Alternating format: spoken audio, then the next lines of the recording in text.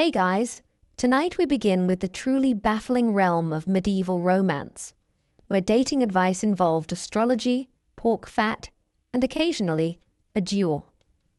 If you thought modern dating was complicated, imagine trying to impress someone when your main flirting tool was a lute and a prayer. So before you get comfortable, take a moment to like the video and subscribe, but only if you genuinely enjoy what I do here. And let me know in the comments where you're tuning in from and what time it is for you. It's always fascinating to see who's joining us from around the world. Now, dim the lights, maybe turn on a fan for that soft background hum, and let's ease into tonight's journey together. In modern romance, we're told eye contact builds connection. In medieval Europe, it built suspicion, engagement contracts, or lawsuits, depending on how long you held it. Courtship in the Middle Ages often started with a look, not a glance, but a carefully timed, morally calibrated look. Too brief, and you seemed uninterested. Too long, and you were essentially proposing marriage or challenging her father to a duel. Romantic, but risky. Manuals of courtly love advise that men gaze softly yet sincerely, a phrase that sounds like something from a 14th century perfume ad. The ideal stare was somewhere between, "I deeply admire your embroidery skills," and "I am not planning to invade your estate." One widely circulated guide warned men to avoid lingering stares of the sort that cause blushing. This was awkward, because blushing could also be caused by wind, wine, or having the plague. Still, if the lady turned pink, the man was expected to immediately look away, cross himself, and possibly flee the region. The church wasn't thrilled about any of this. They believed excessive gazing opened the soul to temptation, and probably gout. Priests preached that true affection should come from pious admiration, not eye flirtation. Couples were encouraged to keep their gaze low and their conversations brief. And if someone accidentally locked eyes in church, that was a full-blown scandal. They might as well have shared a tent. For noble women, eye contact was a battlefield. A woman of status was trained to maintain the courtly look, expressionless, distant, and vaguely bored. A wandering glance could imply flirtation, witchcraft, or indigestion, all equally dangerous. And yet, despite all this, people still locked eyes across banquet halls and muddy market squares. Lovers wrote poems about stolen glances that lasted half a heartbeat. Troubadours sang ballads about eyes that pierced the soul, which is poetic for "looked at me for slightly longer than social norms allowed." In the Middle Ages, there was no such thing as deodorant, unless you count raw panic, rosemary, or a good stiff breeze. But that didn't stop people from trying to smell appealing. In fact, some dating advice straight up insisted that your romantic success hinged on whether or not you reeked of thyme. Herbs were the medieval answer to both hygiene and seduction. If you wanted to impress a potential partner, you didn't reach for cologne. You reached for your garden, or your apothecary, or if desperate, your soup pot. A common piece of advice for men was to tuck sprigs of rosemary, sage, or lavender into their sleeves or boots. This way, every time they walked past a lady, they'd leave behind a trail of floral mystery. Did it mask the scent of sweat, leather, and sheep? Not really, but it showed effort, and that was half the battle. If you were wealthier, you could carry a pomander, a fancy little ball filled with herbs, spices, and sometimes dried oranges. It hung from a chain on your belt, swayed dramatically while you walked, and gave off the strong message, "I bathe, eventually." Women, too, carried scented sachets or tucked herbs into their corsets, both for the smell and to repel fleas. Romance, after all, is much easier without lice. Some guides even recommended rubbing herbs directly on your skin: basil for boldness, mint for freshness, and marjoram for charm. One 13th century love text actually claimed that thyme rubbed on the chest makes the heart visible. This is either symbolic or horrifying. Either way, someone tried it. Of course, not all smells were created equal. Garlic, while common, was a mixed signal. It showed vitality, yes, but also made you smell like someone who lived in a turnip. And if your breath carried the scent of beer and pickled fish, that wasn't a romantic failure. It was just Tuesday. In the medieval world, poetry wasn't just for artistic souls. It was practically a love language, especially for the socially awkward noble who had more access to ink than charm. But here's the twist. The most acceptable way to express affection wasn't by praising your beloved's beauty or personality. No. That was too worldly. Instead, you were advised to compare her to divine figures. Ideally, the Virgin Mary. Because nothing says, "I want to court you modestly," like, "You remind me of the Holy Mother of God." Courtly love poems were often deeply religious, partly to appease the church, and partly because people didn't want to get excommunicated for being horny in rhyme.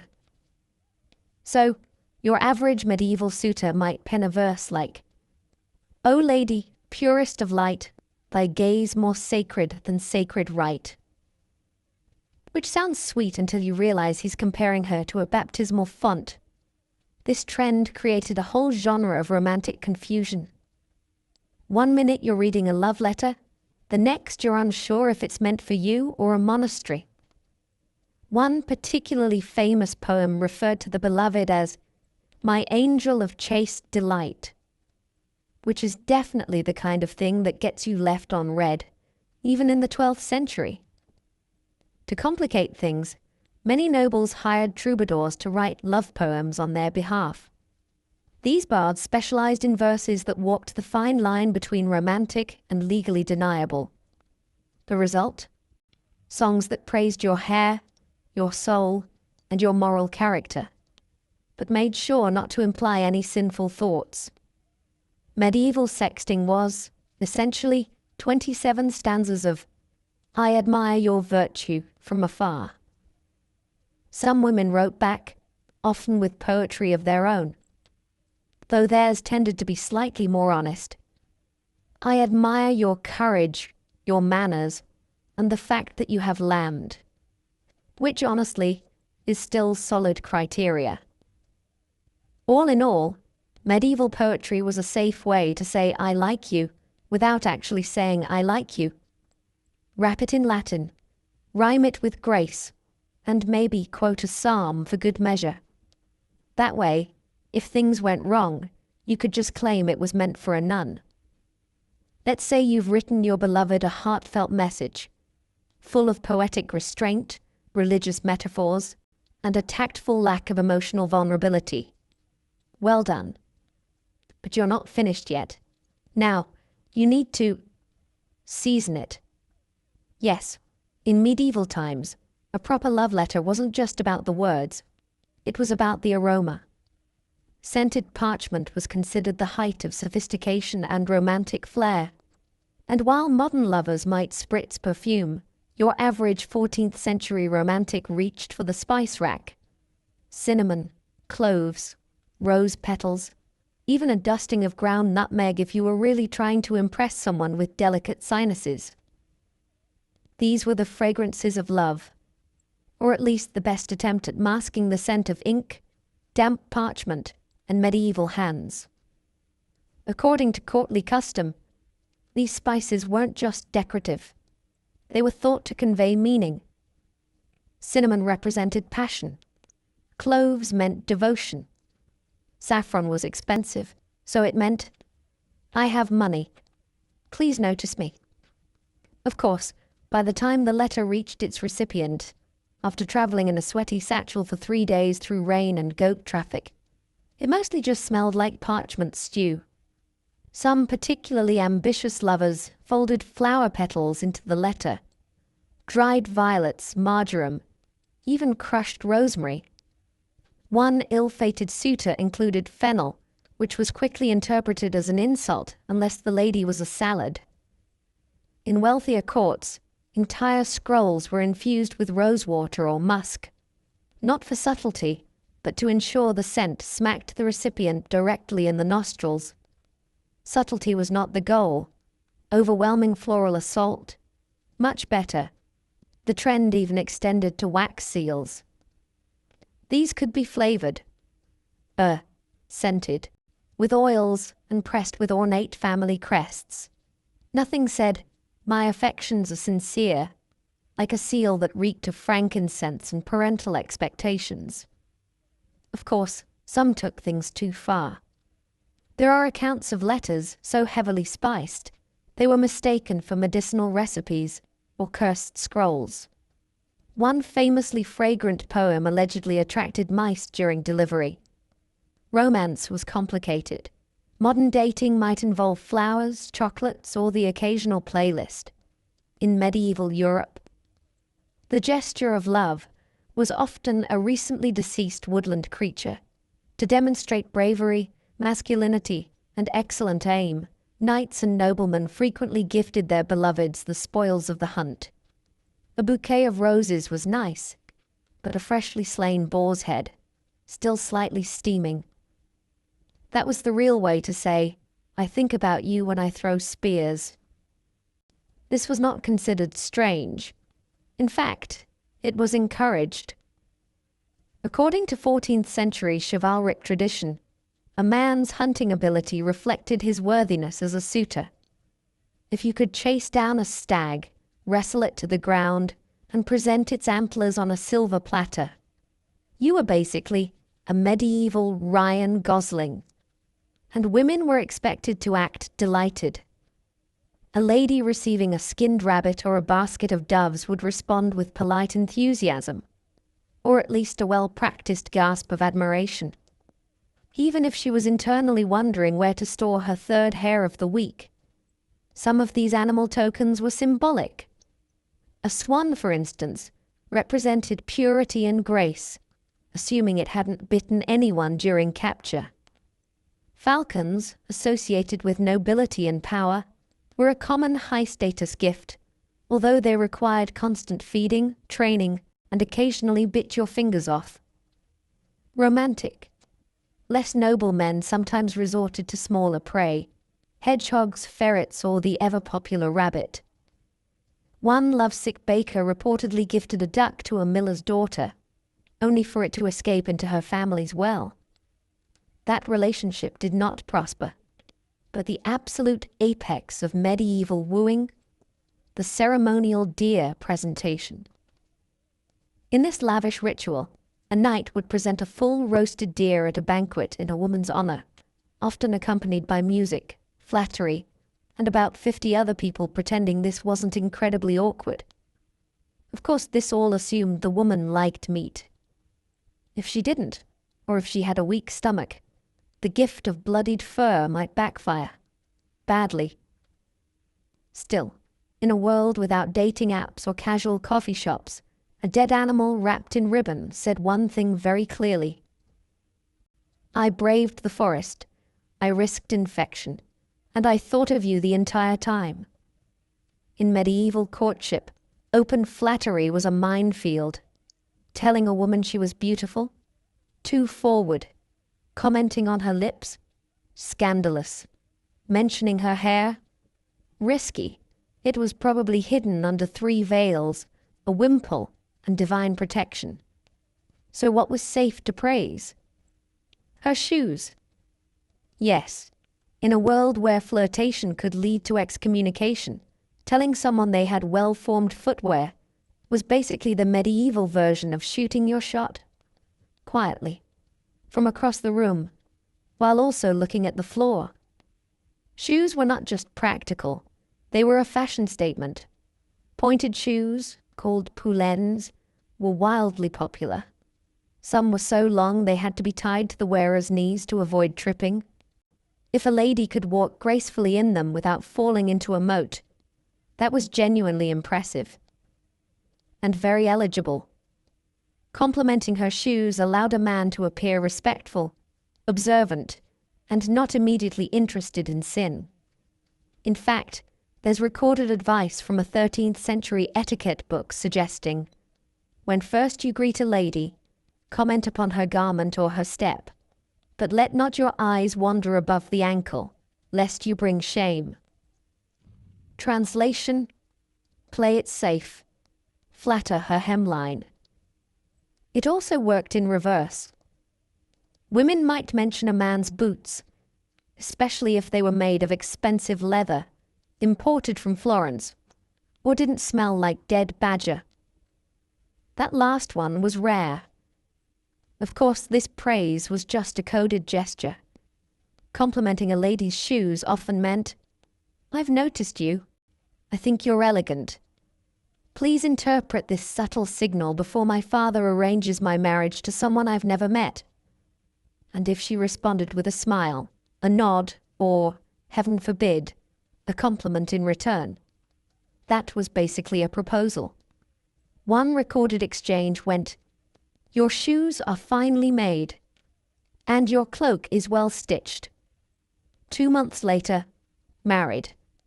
5 goats and a vineyard sealed the deal. So yes, in the tangled social rituals of medieval love, sometimes the safest, sweetest, and weirdest way to say, "I like you," was to say, "Your shoes appear extremely competent." In the modern world, we say timing is everything. In medieval times, timing was everything. Astrology, the divine order, and possibly the reason you remained single. According to several medieval love manuals, yes, those existed.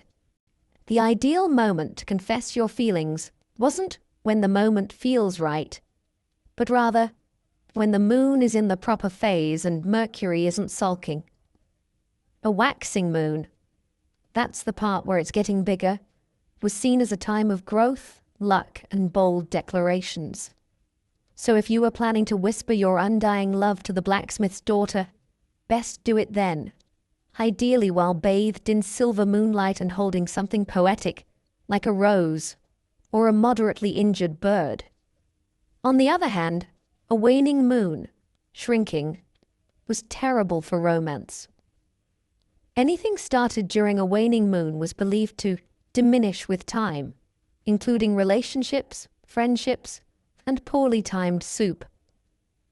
If you confessed during a waning moon and got rejected, well, astrologers would nod solemnly and say, "Yes, obviously." Some went even deeper. Avoid the full moon if you're overly emotional, and steer clear of eclipses, unless you want your proposal followed by crop failure or public embarrassment. One 14th century monk, who probably hadn't dated in decades, warned that confessing love under a new moon would invite misfortune, tooth rot, and spiritual confusion. So, naturally, someone tried it anyway. He was later bitten by a goose. Coincidence? Medieval minds said no. This belief wasn't limited to peasants. Nobles consulted court astrologers before sending love letters, arranging betrothals, or even flirting across a banquet table. There are recorded cases of lords delaying marriages for more favorable planetary alignments, which is the 1300s equivalent of ghosting via star chart. Of course, some saw the moon as a convenient excuse. "I do like you, Beatrix, but Saturn is currently in retrograde, and my heart must obey the cosmos." Still, in a world of uncertain hygiene, political alliances, and wild boar attacks, maybe checking the sky before saying, "I love you," wasn't so strange. Love, in medieval times, wasn't always left up to fate. Sometimes, it was left up to concoctions made by herbalists, witches, or your grandmother's slightly odd friend who kept dried frogs in her pantry. Enter the love potion, the medieval answer to awkward flirting, romantic rejection, and the eternal question, what if I could just make them like me, with soup? These brews were rarely subtle. One popular recipe called for honey, basil, and powdered deer heart, because nothing says romance like organ dust. Other variations included ingredients like rose petals, cinnamon, wine, and occasionally something alarming like ashes of burned hair. You had to be really in love to stir that into a drink. Some potions were meant to be ingested, others were dabbed onto clothing, a few were buried under thresholds or hidden inside baked goods, which is fine, until your crush bites into what tastes like rosemary and regret. It gets weirder. There are recipes involving graveyard dirt, boiled fingernails, and even the fat of a black cat. No actual cats, please. Medieval people had some wild ideas. One 12th century charm recommended whispering a chant over a piece of bread at sunrise, then feeding it to your beloved without telling them, which, to be clear, is how you get cursed today. Oddly enough, these love potions weren't just folk magic. They were taken quite seriously. Courts sometimes prosecuted potion makers for bewitching nobility.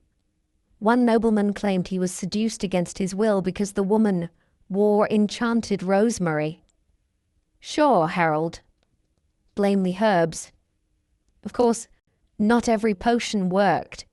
Many just made people sick, dizzy, or mysteriously prone to writing poetry. Still, belief was powerful.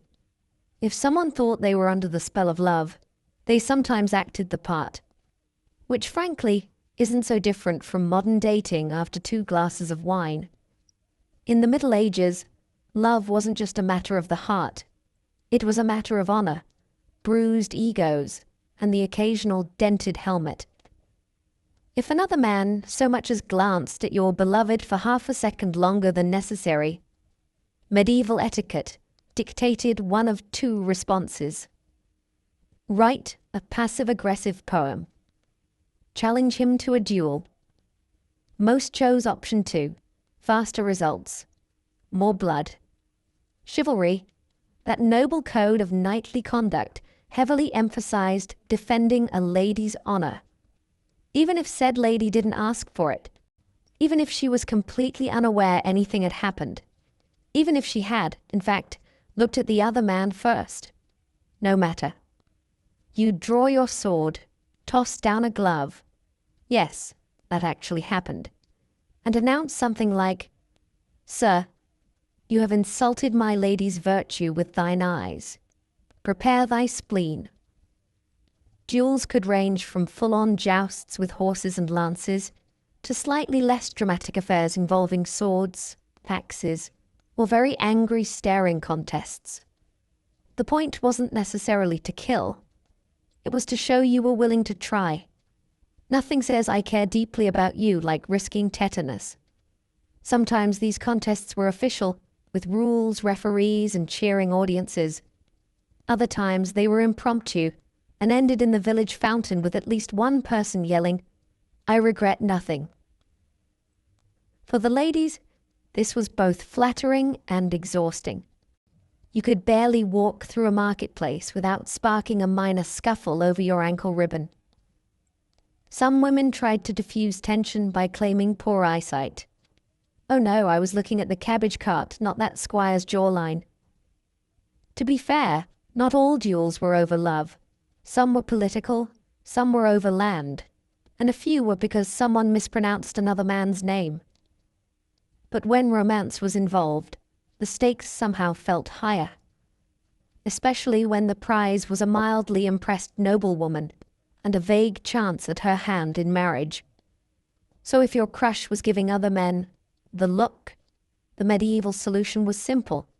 Challenge, clash, bleed slightly, win affection. In medieval times, love and war weren't just metaphors. They were a matching set. And if you really wanted to show devotion to your lady, you didn't write a poem or buy a pastry. You strapped on 40 pounds of armor and pinned her favorite ribbon to your chest. This practice was called wearing her colors, and it was surprisingly common. Knights would fasten a lady's token, a handkerchief, a veil, a piece of lace, somewhere visible before heading off to war or a jousting tournament. The symbolism was simple. I fight for her honor. Also, I look great in lilac. It wasn't just romantic, it was strategic. Sporting a noblewoman's colors could boost a knight's standing, earn him patronage, and possibly improve his odds of receiving baked goods upon return. But there was a catch. You had to look dignified, even if your token was, for example, embroidered with daisies and smelled like her laundry. Some knights went full theatrical. There are records of men wearing entire sleeves from their lady's gown on their armor, dangling awkwardly and occasionally catching on weapons. One poor soul had a garter tied around his helmet, which was impressive until it slipped down mid-joust and caused a minor concussion. Color choice mattered too. Red stood for passion. Blue meant loyalty. Green was complicated. Depending on the region, green either meant hope, fertility, or that your love interest was possibly seeing other knights. Risky business. Of course, critics of the custom claimed it made warriors look more like walking laundry racks than soldiers, but these critics often failed to attract dates. Coincidence? Likely not. Some ladies took things further and embroidered messages or blessings into the cloth. Subtle notes of encouragement like, "Victory to my champion," or "Try not to bleed out again." Practical and heartfelt. To outsiders, it all may have seemed absurd. Hardened warriors going into combat with lace ribbons fluttering beside their swords. But to the knights, it was a badge of pride, and a highly visible way of saying, "I care about someone, and I'm not afraid to get mildly impaled about it." In the medieval world, if you fancied someone, you didn't send a text or slide into their parchment scrolls. No, you stood outside their window at night and sang loudly, hoping they were awake, and that their father wasn't a light sleeper. Serenading was considered one of the noblest, most romantic gestures a suitor could perform, second only to not dying in battle. A well-executed ballad could melt hearts, win favor, and possibly earn you an awkward smile the next time she passed you at church. The key word here is well-executed. Most medieval suitors were not professional musicians. They had lutes.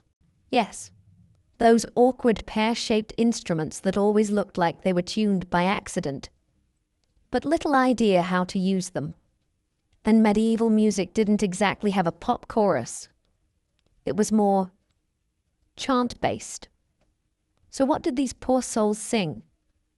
Love poems about lilies, stars, and eternal devotion.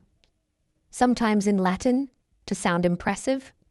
Sometimes in French, to sound expensive. Occasionally in a regional dialect that sounded like they were choking on bread.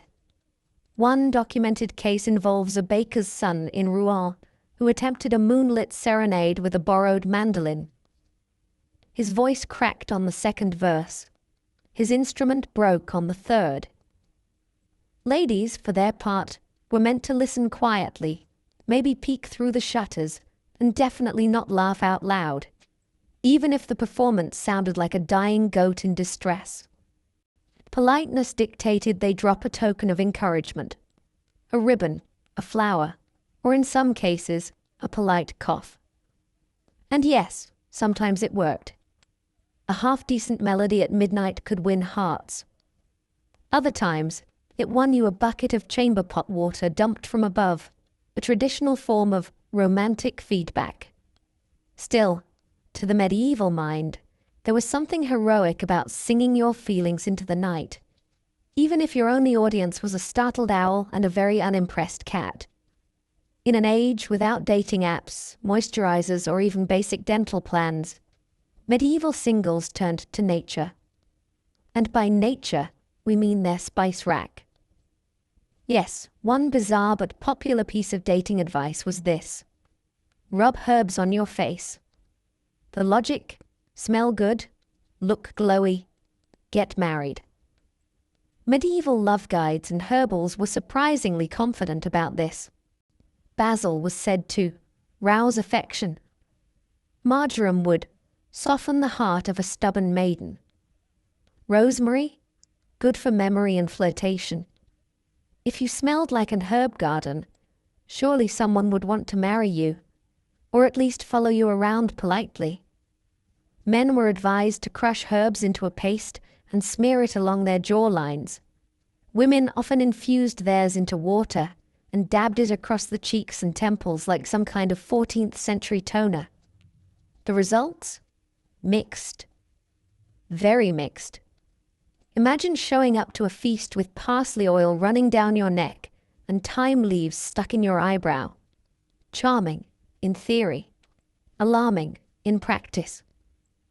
Some guides got specific.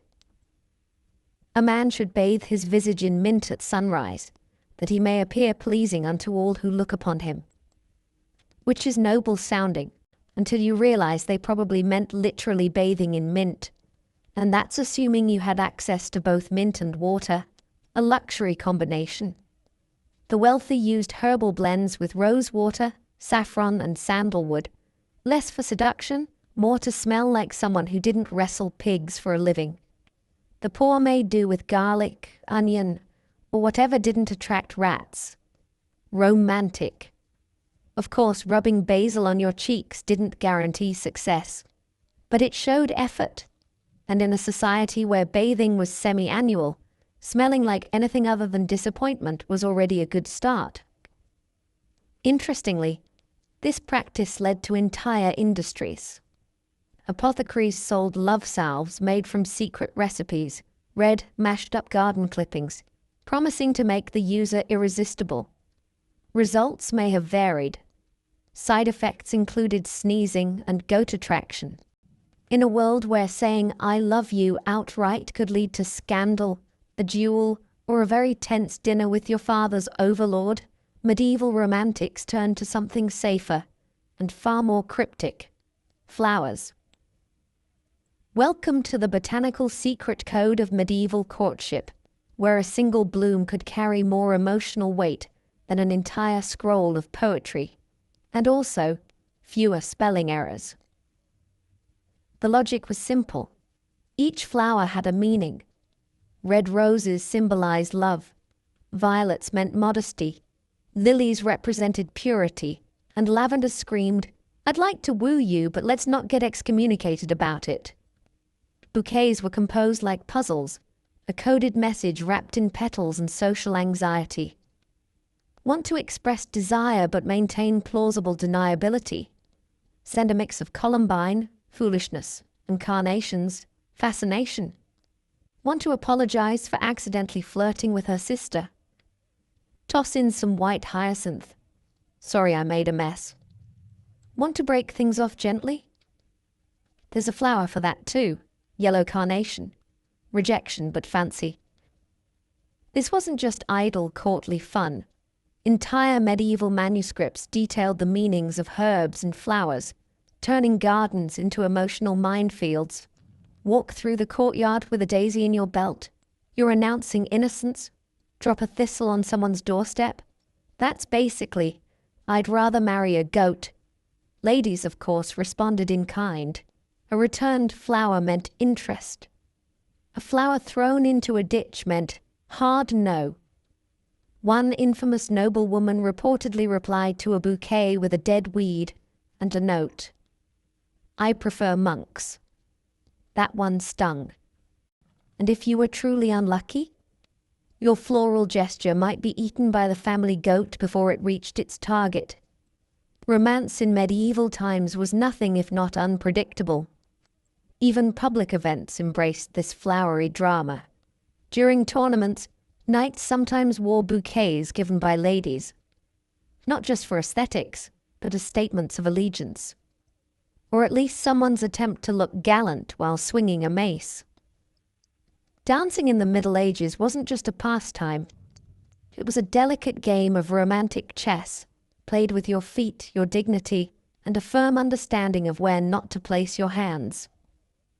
In courtly circles, dance was one of the rare socially acceptable ways to engage with the opposite sex, provided you didn't smile too widely, sweat too obviously, or, heaven forbid, make physical contact beyond fingertips.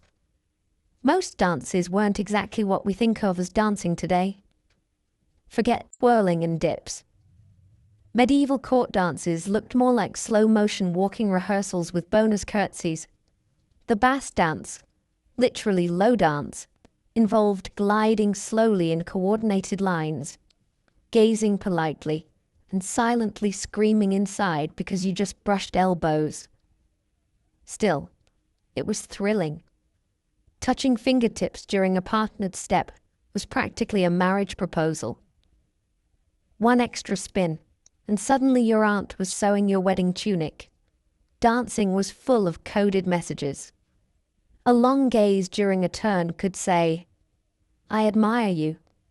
A missed step might say, "I am unworthy of your affection."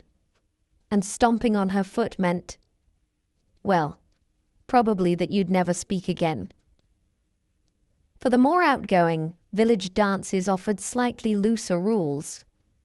The carol, a round dance accompanied by singing, was more relaxed, but still watched closely by chaperones with hawk-like instincts and absolutely no chill. Music came from live minstrels, bagpipes, or someone hitting a drum that may or may not have been a repurposed cooking pot.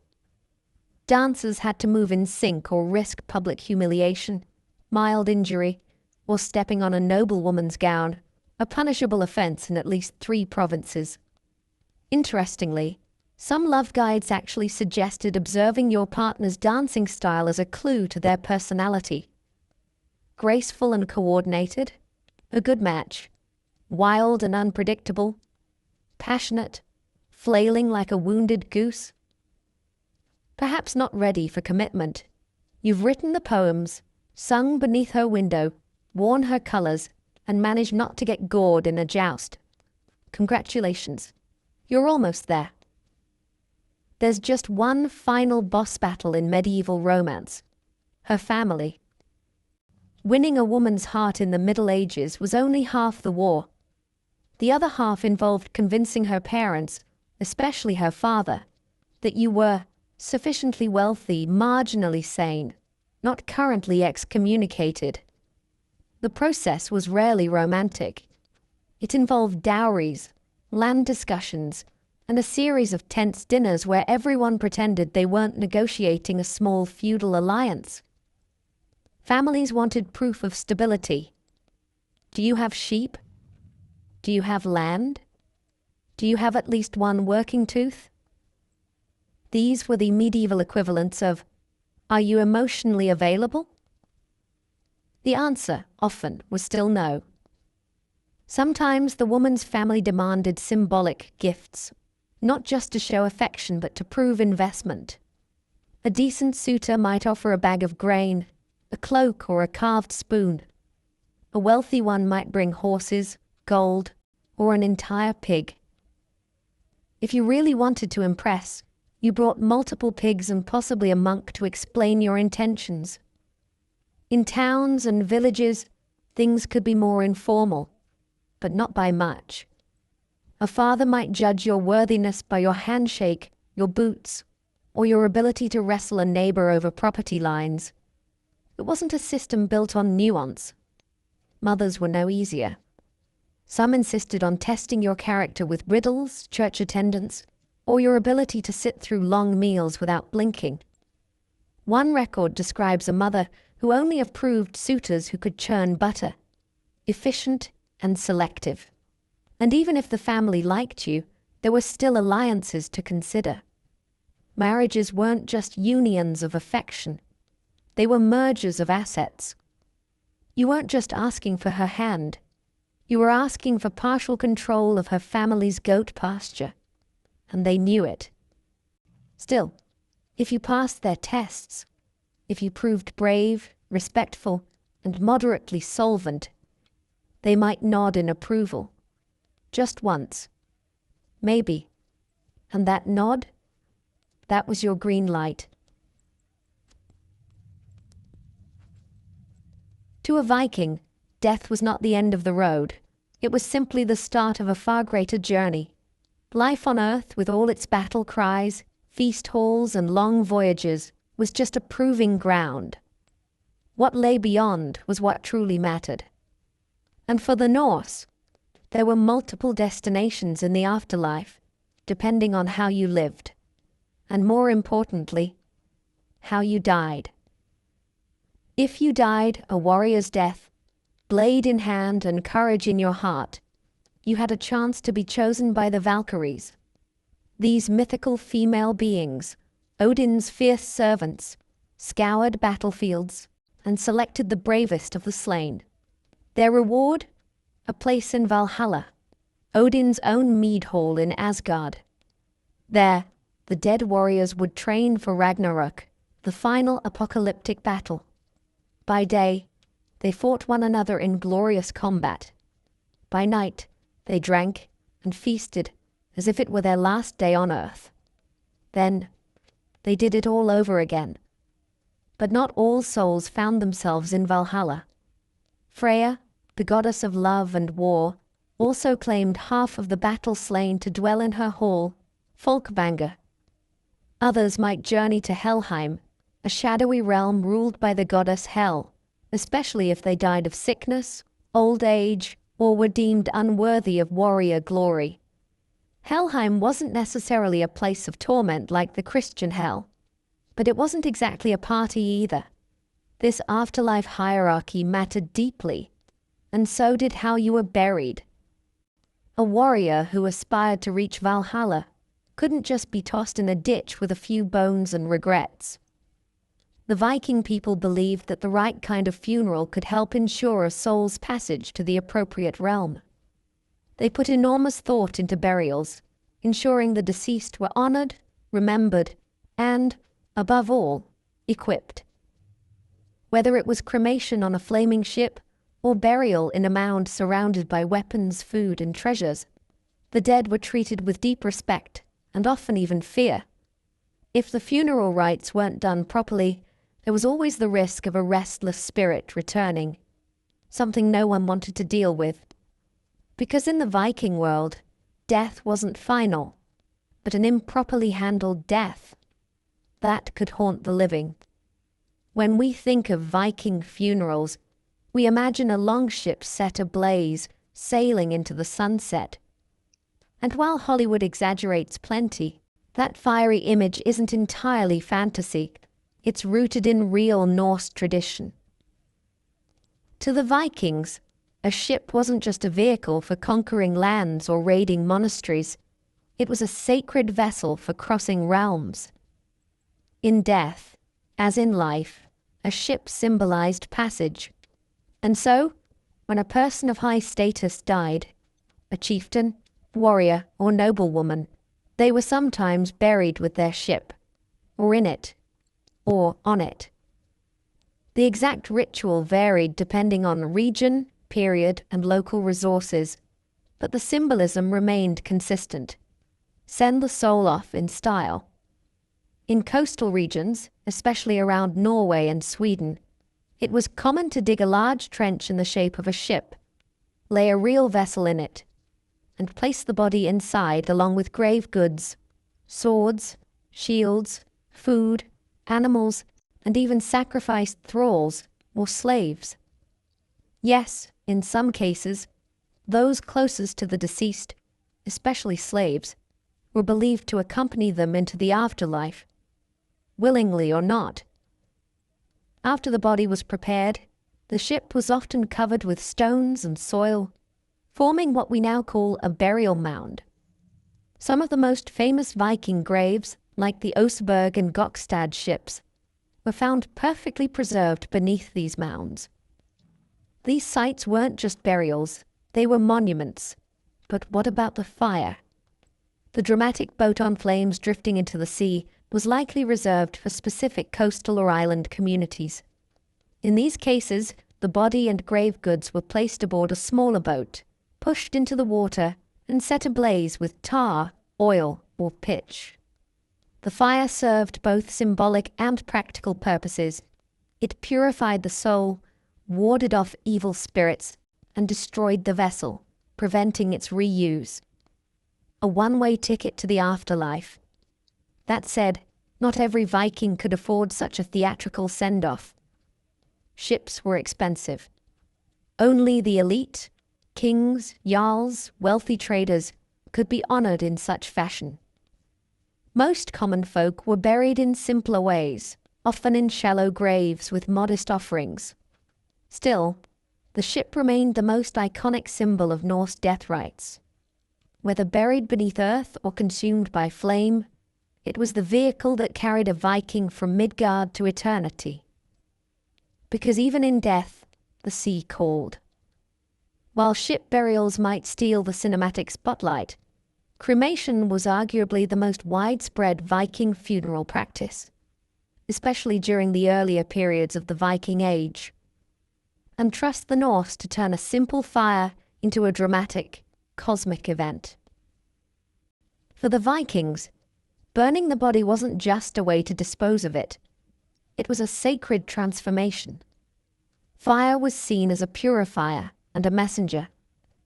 As flames consumed flesh and bone, they believed the smoke carried the spirit skyward, to Odin, to Freya, or to wherever their soul was destined to roam.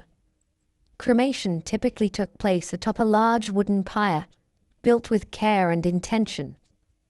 The body of the deceased would be laid in the center, dressed in their finest clothes, and surrounded by possessions that mattered most.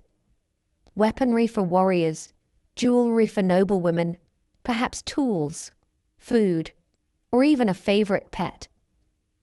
These grave goods weren't just sentimental. They were believed to serve the deceased in the afterlife. In some cases, a funeral feast or ritual would precede the burning.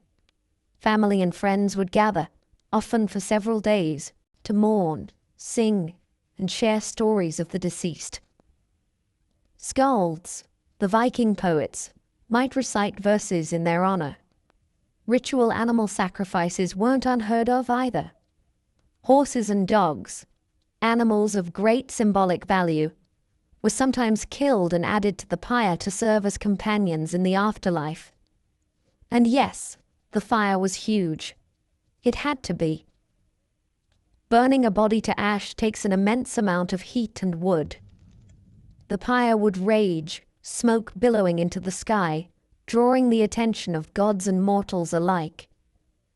To many, it was a powerful, sacred sight, the visible gateway between the living and the dead. Once the fire burned out, the remains, ashes, bone fragments, scorched weapons, were gathered with care. They might be placed in an urn and buried, or scattered across a sacred site. Sometimes the ashes were even buried beneath rune stones or in special mounds, marking the site for future generations to remember. For the Norse, cremation wasn't grim or sterile. It was a release, a roaring, glorious exit, a statement to the world. This soul mattered, and now it rides the smoke to the gods. You wouldn't go on a Viking raid without a sword, so why would you enter the afterlife empty-handed? Viking funeral rites placed immense importance on grave goods, objects buried or burned with the deceased to aid them in the next world. These weren't just sentimental tokens. They were tools, provisions, and symbols meant to equip the dead for whatever trials lay beyond death. For warriors, this meant weapons, often their best sword or axe, a sturdy shield, and sometimes even a full suit of armor. But these weren't always practical war tools. Some swords were deliberately bent or broken before burial, a symbolic gesture to kill the weapon so it could accompany the soul. It also served a clever second purpose, discouraging grave robbers. Wealthier Vikings were buried with gold and silver, coins, drinking horns, and even imported luxury items like silk or Frankish jewelry. Women might be interred with intricate brooches, keys, symbols of household authority, looms or other items related to domestic life. Children were often buried with toys or small animals. But let's not forget the larger accessories. Horses, dogs, falcons, even entire boats might be included. And in particularly high-status burials, human sacrifices were not unheard of. Slaves or servants, often drugged or ritually killed, were believed to accompany their masters into the afterlife to serve them there too. It's a grim reminder that in Viking society, status clung to you even in death. Yet not all grave goods were purely functional. Some were symbolic. A broken comb might represent cleanliness, a fishing hook survival, a hammer for Thor's protection. The choices were deliberate, spiritual, and often very personal. Interestingly, these customs varied by region.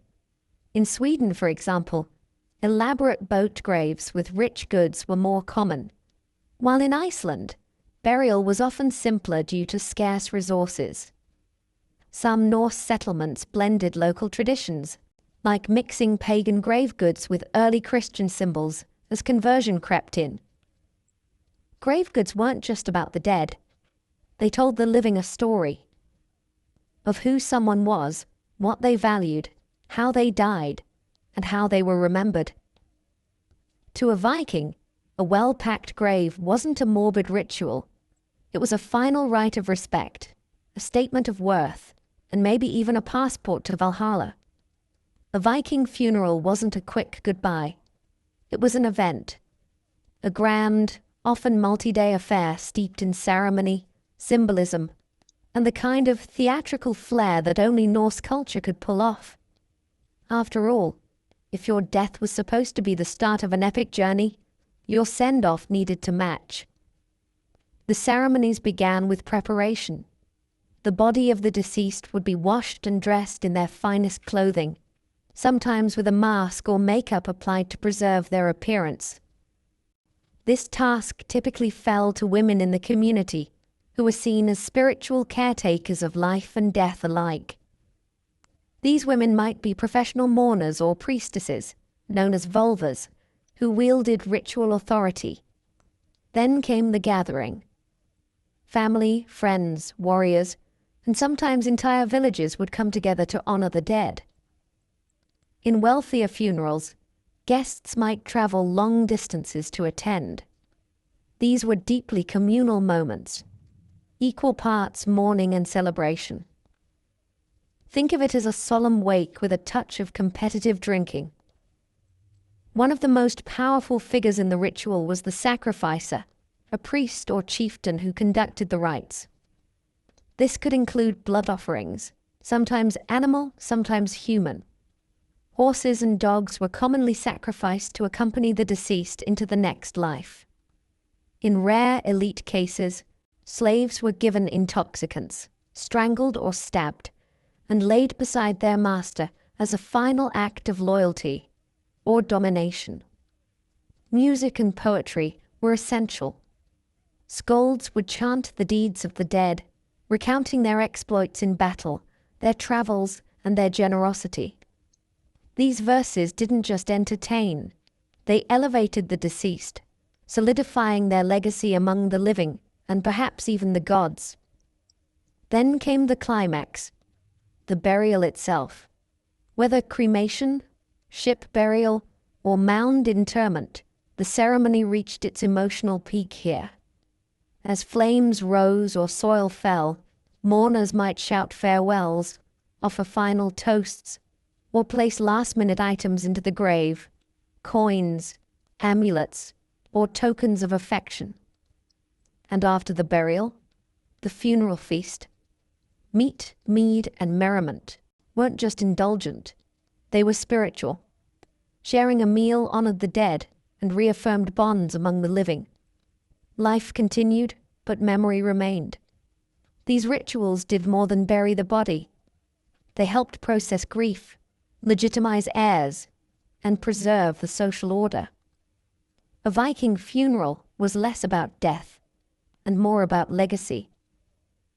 If there's one detail about Viking funerals that tends to raise eyebrows and sometimes stomachs, it's this: human sacrifice was real. And while it wasn't part of every funeral, when it did happen, it made a lasting impression, both historically and spiritually.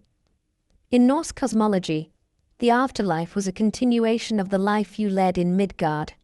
So, if a powerful chieftain or warlord had servants, guards, or concubines while living, it made sense, at least to the Vikings, that he'd want them in the next world as well. Only, of course, those companions had to get there the hard way. The most detailed account of such a rite comes from Ibn Fadlan, a 10th century Arab diplomat who witnessed a Viking funeral on the Volga River. He described in grim detail the ritual killing of a female slave, called the Angel of Death in his account, who volunteered, or was chosen, to join her master in the afterlife. The process was neither quick nor merciful. After days of preparation, intoxication, ritual sex, and ceremonial parading, she was strangled and stabbed before being laid beside the deceased in a burning ship. Disturbing? Absolutely. But to the Vikings, it was a sacred duty, perhaps even an honor. Dying to serve your master in the afterlife was seen, at least by some, as a form of loyalty and spiritual elevation. But let's be clear, it was also a brutally patriarchal practice rooted in power dynamics and control. Not all sacrifices were human. Animals, especially horses, dogs, and sometimes oxen, were far more commonly killed to accompany the dead. These creatures symbolized strength, status, and companionship. Their presence in the grave served both spiritual and social purposes. Over time, especially as Christianity spread through the Norse world, the practice of human sacrifice faded. Christian clerics were horrified by these rites, and local kings, eager to align with European powers, began outlawing them. By the 11th century, most Viking territories had abandoned the practice. Still, these sacrifices remain one of the most haunting aspects of Viking funerals, a reminder that Norse culture, for all its poetry and heroism, also embraced some very dark rituals in the name of legacy and honor. In death, the Viking elite didn't just take their treasures, they took people, whether willing or not. If Viking funerals were designed to impress both gods and mortals, then the burial mound was the ultimate mic drop. These towering earthen tombs dotted the Norse landscape like scars of memory. Silent, hulking reminders that someone important had died and demanded to be remembered. The practice of building burial mounds, or hauga, dates back to pre-Viking times, but the Norse turned it into an art form. These weren't casual graves. They were architectural statements, spiritual lighthouses and territorial markers rolled into one. The size and complexity of a mound often reflected the wealth and influence of the deceased. If your mound could be seen from the fjord, from a passing road, or from the enemy settlement across the river, that meant you mattered. The process started with selecting the site. Location was everything. A burial mound near the sea might signal a chieftain with naval power. One built atop a hill could dominate a valley, staking posthumous claim to the land. In some cases, older burial mounds were even reused by later generations, establishing a sense of ancestral continuity and spiritual lineage.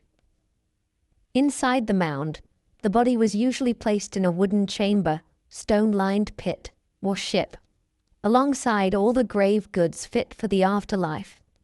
The chamber might be layered with textiles, armor, or wooden furniture. Once sealed, the mound was constructed by piling earth, sand, and stones in a carefully shaped dome. Some were modest, others massive, spanning over 100 feet in diameter. Many mounds were ringed with standing stones, arranged in ship-like formations. Others were topped with wooden poles or carved staves, possibly to ward off grave robbers or to guide the spirits skyward. But mounds weren't just funerary, they were political. A chieftain's mound wasn't merely a grave, it was a statement of dominance, even in death. Local communities would continue to gather at these sites for rituals, oaths, and seasonal festivals. The dead, it seemed, never really left. They became part of the land's spiritual geography. Even today, burial mounds across Scandinavia remain sacred sites, some untouched, others excavated to reveal rich treasures and haunting echoes of Norse life. These grassy hills aren't just dirt and bones. They're monuments to legacy, built by a people who knew that being remembered was the only real path to immortality. While much of Viking history is told through the blood-slicked axes of men, their funerals tell a more complex tale, especially when it comes to the role of women. Viking women weren't just passive mourners at the edge of the grave. In many funerals, they were central, mourned, revered, and even feared. One of the most remarkable discoveries in Viking archaeology is the Oseberg ship burial, not of a male warrior, but of two high-status women, buried in a lavish wooden ship alongside silks, carvings, food, and a full wagon. The women were laid to rest in regal splendor. Their identities remain a mystery, but scholars believe one may have been a Volva, a Norse priestess, seer, or spiritual leader. In Norse culture, the Volva held immense ritual power. She spoke with the gods, saw the threads of fate, and guided the living through both life and death. Women like the Volva were often responsible for preparing the dead. They would wash and dress the corpse, perform incantations, and conduct purification rituals. Their presence in funeral rites gave them a rare but potent spiritual authority, one that even Viking warriors respected. And then there were the Shield Maidens, legendary women who fought alongside men and sometimes earned the same fiery farewells. While historical evidence for Shield Maidens remains debated, some graves, like the Burka warrior burial in Sweden, contain female remains buried with full military honors, weapons, and riding gear. These women were treated in death just like their male warrior counterparts, suggesting that martial valor transcended gender, at least occasionally. But not all funerary roles were heroic. Female slaves or concubines were sometimes sacrificed during the funerals of powerful men, as Ibn Fadlan's account chillingly reveals. These women were offered, or forced, into death to serve their masters in the afterlife, a grim reminder of the brutal hierarchies in Norse society. Still, Viking funeral rites hint at a society that could be both patriarchal and surprisingly fluid. Women could be mourners, officiants, victims, or venerated dead themselves. Their graves, rich with symbolism and status, remind us that Norse culture was not just about conquest and combat. It was about honor, power, and passage, for both men and women alike. For centuries, Viking funerals burned bright, both literally and symbolically. But by the late 10th and early 11th centuries, the flames began to dim. Not because the Norse lost their appetite for death rituals, but because a new power was reshaping the very idea of the afterlife: Christianity. As Christianity spread through Scandinavia, it brought with it a radically different concept of death. Instead of Valhalla, Helheim, or Folkvanger, there was now heaven and hell, sin and salvation. Fire was no longer sacred. It was a punishment. Cremation, once believed to free the soul, was now seen as heretical. Christian doctrine demanded burial of the intact body. facing east, awaiting resurrection. The conversion of Viking kings, like Harald Bluetooth of Denmark and Olaf Tryggvason of Norway, accelerated the shift. These rulers weren't just concerned with spirituality.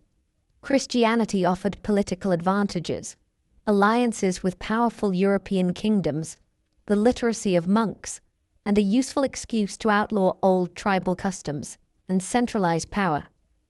And so, Viking funeral traditions began to fade. Cremation was outlawed. Human and animal sacrifices were condemned. Vulvas were silenced or absorbed into Christian sainthood stories. Pagan burial mounds were abandoned, looted, or built over with churches. In many cases, Norse people began blending the two belief systems, burying loved ones with both Christian crosses and pagan grave goods, just to be safe. Interestingly, this period of transition wasn't swift or uniform. In remote areas like Iceland, the old ways clung stubbornly to life. Some people quietly continued ship burials or mound-making well into the 12th century, sometimes under the radar of church authorities. Others adapted, turning funeral feasts into Christian commemorations, or reinterpreting old symbols like Thor's hammer as harmless folk charms. But by the end of the Viking Age, the old rites had largely disappeared. No more burning ships, no more sacrificial smoke rising to Odin.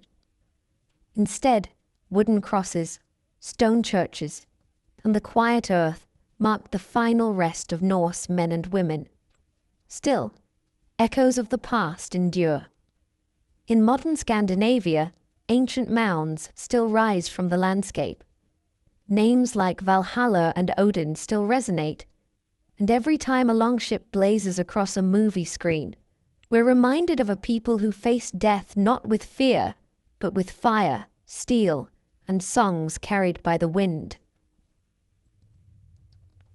The origins of Venetian masks begin not with theatre or pageantry, but with power, privacy, and the desire to be someone, anyone, else. By the 13th century, the Republic of Venice had become a global crossroads of wealth, trade, and culture. With riches flowing in from the east and a society built on hierarchy and surveillance, Venetians began craving something rare, the chance to escape themselves. That's where the mask came in. The earliest legal reference to mask wearing in Venice appears in 1268, when lawmakers tried to ban masked gambling. Yes, even then, anonymity had its temptations. But the mask's real rise came with Carnival, a raucous season of festivities leading up to Lent. In those weeks before 40 days of piety and restraint, Venice turned upside down. Social classes blurred, sins were temporarily forgiven, and everyone, from nobles to paupers, took to the streets in disguise. Masks weren't just costumes, they were weapons. They allowed the rigid, rule-bound citizens of Venice to momentarily cast off the expectations of gender, class, and family name. A servant could taunt his master. A noblewoman could sneak into a gambling den. A priest could walk unrecognized into a brothel. The mask equalized and destabilized. The most common mask in these early days was the bauta, a white mask with no mouth opening, worn with a black cloak and tricorn hat. It was deliberately eerie, emotionless, and utterly blank. Unlike the ornate designs of later centuries, the bauta was designed for function over flair. It allowed the wearer to speak, eat, and move undetected. In fact, during certain political assemblies, wearing a bauta was mandatory to ensure anonymity during votes. Venice took secrecy seriously. At the same time, the mask was a mirror. It reflected the contradictions of Venetian society: wealthy but secretive, devout yet decadent, hierarchical but obsessed with appearances. The city had long been ruled by the Council of Ten, a shadowy government body known for its spy networks and secret trials. In a place like that, hiding one's face became both a defense and a game. By the late medieval period, masks weren't just tolerated, they were essential. They gave Venetians the freedom to play, flirt, rebel, and confess. And in a city built on illusion and artifice, what better symbol than a face that wasn't really yours? If the streets of Venice seemed enchanted during Carnival, it wasn't just the masks, it was the entire city surrendering to illusion. For weeks before Lent, Venice became a stage, and every citizen, a performer. The rules of everyday life, the rigid hierarchy, the tight-laced etiquette, the ever-watching eye of the church, collapsed under a wave of music, laughter, and carefully orchestrated chaos. The Carnival of Venice, or Carnevale di Venezia, is first officially documented in 1296, when the Venetian Senate declared it a public holiday.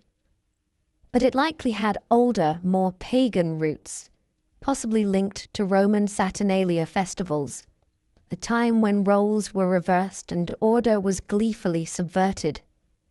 By the Renaissance, it had become the most famous festival in Europe, drawing aristocrats, travelers, and opportunists from across the continent.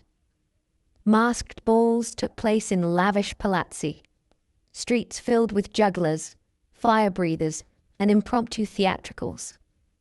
The Grand Canal teemed with gondolas strung with lanterns and musicians. The air smelled of roasted nuts, perfume, and intrigue. But underneath the sparkle, Carnival wasn't just fun and games.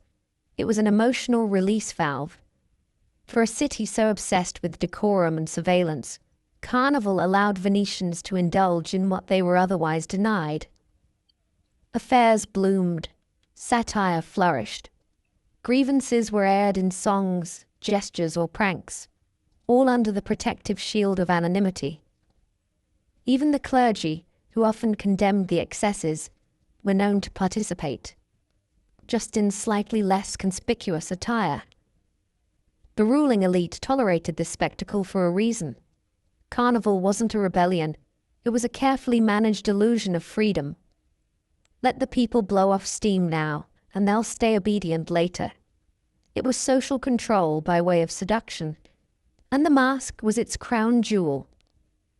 Interestingly, laws attempted to regulate the chaos. There were strict limits on when masks could be worn, usually from December 26th to Shrove Tuesday. Even during Carnival, masks were forbidden in churches, convents, and gambling houses during daylight. But these laws were often ignored or selectively enforced. Venice, after all, thrived on bending rules with elegance. For Venetians, Carnival wasn't about becoming someone else. It was about revealing who they really were, free from consequence. And with a mask on your face and music in the air, anything, absolutely anything, seemed possible. Among the many masks of Venice, one stands above the rest in both mystery and dominance: the Bauta. Its stark white surface, sharp jawline, and blank expression gave it an unsettling neutrality. But this wasn't just a costume choice. The Bauta was both a symbol of freedom and a tool of political manipulation. Unlike other Venetian masks, the Bauta was designed for practicality. Its unique shape jutted out away from the mouth, allowing the wearer to speak, eat, and drink without removing it. Worn with a black silk cloak, tabarro, and a three-cornered hat, it created a uniform appearance that was almost militaristic. But what made it particularly fascinating was that it wasn't just worn during Carnival. It was often required by law. In political assemblies and public votes, especially those involving the Council of Ten or state matters, the Bauta was used to preserve anonymity. Every man, regardless of rank, wore the same disguise. It was democracy by disguise, at least on the surface. The idea was to remove bias, fear, or favor. No one could know who was speaking or voting, thus protecting the integrity of Venetian governance. But of course, in practice, anonymity could also be weaponized. Behind the bauta, nobles could move unseen through the city, whispering secrets, seducing lovers, or making underhanded deals. The mask gave its wearer plausible deniability. It blurred the line between duty and decadence. This duality made the bauta dangerous. It could empower a citizen to speak out, or a conspirator to plot. And for the general population, encountering a figure in bauta was unsettling. Was this a nobleman? A spy? A thief? A jilted lover? You'd never know, until it was too late. Unlike more theatrical masks, the bauta had no emotion. No smile, no frown, no flourishes. It was the anti-mask, faceless, formless, yet deeply loaded with meaning. And this, paradoxically, made it the most powerful mask of all. In time, the bauta became emblematic of Venice itself, elegant, mysterious, and quietly menacing. Even today, it remains the most iconic of the Venetian masks, a relic of a time when identity could be erased and reinvented with nothing more than a blank white face and a tilt of a tricorn hat. If the bauta was the mask of power, the moretta was the mask of control, subtle, feminine, and bound in silence. Worn almost exclusively by women, the moretta was an oval-shaped black velvet mask that covered the entire face, enhancing the pallor of the skin and drawing attention to the eyes and hair. But it came with a twist. It had no straps. Instead, it stayed in place by means of a small button held between the teeth. Yes, between the teeth. If the wearer opened her mouth, the mask would fall off, which meant the moretta rendered a woman completely mute. And that's where the strange power of the moretta came in. In a society that both feared and fetishized female speech, this mask turned the wearer into a figure of intrigue and mystery. A silent woman in black velvet, unable to speak, react, or explain herself, was an object of pure allure. It allowed women, especially upper-class women, to move through public spaces in a kind of social force field, hidden, elegant, untouchable. But this silence wasn't just seductive, it was strategic. Women attending mass, visiting convents, or attending secret assignations used the moretta to protect their identities. Courtesans used it to maintain anonymity when mingling with powerful clients. In an era where a single scandal could ruin a woman's life, the moretta offered protection, or, in some cases, plausible deniability. The mask also symbolized the tension between female agency and societal control. On one hand, it allowed women to move freely through male-dominated spaces. On the other, it literally silenced them. It gave them a kind of independence while reinforcing their objectification. Notably, the moretta was considered especially fashionable in the 17th and 18th centuries, before falling out of use. By the time Venice began its decline and the carnival waned under Austrian and French rule, the moretta became a relic of another time, one of many strange, beautiful, and quietly troubling customs to vanish with the end of the Republic. Today, the moretta rarely appears in modern carnival celebrations. Its silence is no longer fashionable. But in its time, it was the mask that said everything, by saying absolutely nothing. While some Venetian masks were tools of anonymity or political ritual, others emerged from the lively world of theatre. Specifically, the bawdy improvisational performances of commedia dell'arte. These travelling troupes of actors brought stock characters to life with wit, satire, and physical comedy, and each role came with its own distinctive mask. Over time, these theatrical masks didn't just stay on stage. They seeped into the streets of Venice and into Carnival itself. Commedia dell'arte was wildly popular from the 16th century onward. Its cast of characters were instantly recognizable. Harlequin, Arlecchino, the nimble servant with a patchwork outfit and a sly grin. Pantalone, the greedy old merchant with a hooked nose and furrowed brow. Il Dottore, the pompous and long-winded doctor who never actually healed anyone. And Colombina, the clever maid who needed no mask at all. Her expressive face was her weapon. These characters represented types, roles everyone in Venetian society could relate to or ridicule. They exaggerated real human traits: lust, greed, ignorance, cunning. And because commedia was rooted in improvisation, the actors tailored their jokes and plots to the local gossip, politics, and scandals of the moment. It was satire, slapstick, and social commentary all wrapped into one. During Carnival, these personas spilled off the stage and into the public sphere. People dressed as Harlequin or Pantalone, not just to play a part, but to mock, to flirt, or to vent frustrations about real figures of power. By donning a commedia mask, a Venetian could make fun of a pompous official, imitate a cheating lover, or embody the fool everyone secretly pitied. And because these characters were universal, they were disarming. They let people laugh at themselves, safely. Even the authorities, who might frown upon open rebellion, allowed the masks to do the talking. After all, who could arrest Harlequin? This fusion of theater and reality blurred the line between performance and participation.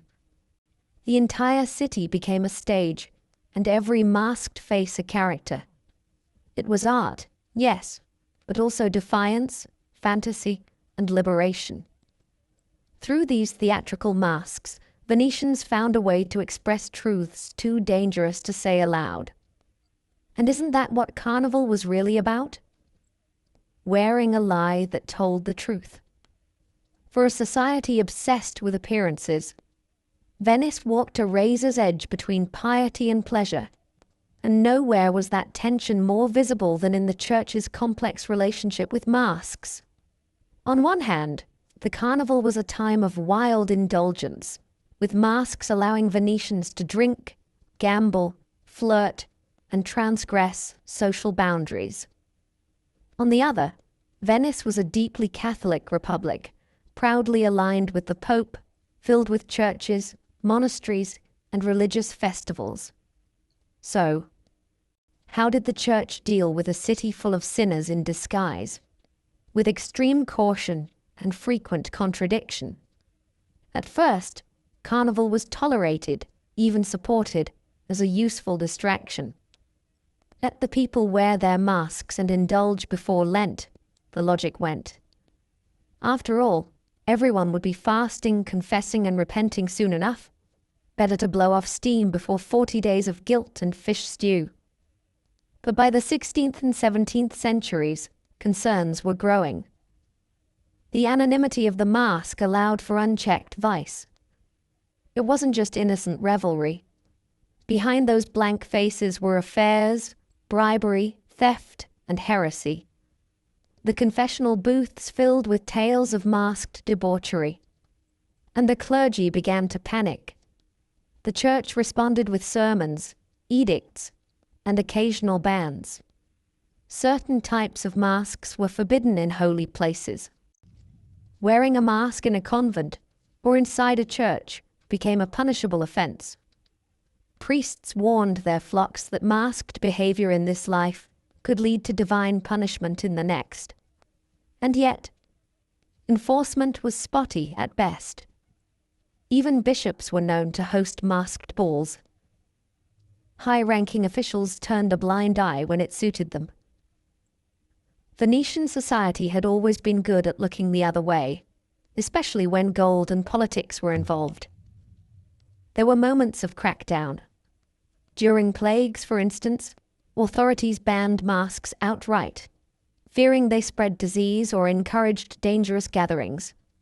But like the carnival itself, these bans never lasted. The mask always returned. By the 18th century, as Enlightenment ideas crept in and the Republic weakened, the Church's influence started to wane. Venetian carnival, though still tied to religious rhythms, became more secular, more decadent, and less apologetic. In the end, the Church could lecture, condemn, and restrict, but it could never fully unmask Venice. The city's soul, it seemed, was always half in shadow, half in grace. For centuries, masks had ruled the streets of Venice, symbols of liberty, subversion, and sensuality. But all empires fade, and by the late 18th century, the Republic of Venice was teetering. The masks that once dazzled Europe now faced their most powerful enemy yet, Napoleon Bonaparte. In 1797, after over a millennium of independence, Venice fell to Napoleon's armies. The French occupation marked not just a political collapse, but a cultural one. The Serenissima, the most serene republic, was dissolved. Its symbols, ceremonies, and secrets were dismantled with military precision. And one of the first casualties was the carnival. Napoleon and his successors saw carnival as a threat. To them, masks were tools of rebellion, disorder, and vice, dangerous in a city already known for political intrigue.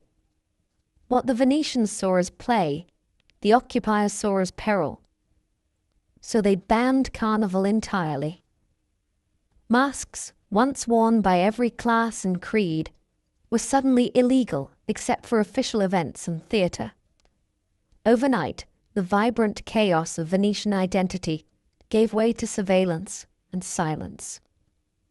The streets, once filled with music, laughter, and cloaked figures, now echoed with boots and bureaucracy. Mask makers, mascherieri, who once formed one of Venice's proudest guilds, were driven into obscurity. Some shifted to producing theatre props. Others simply vanished.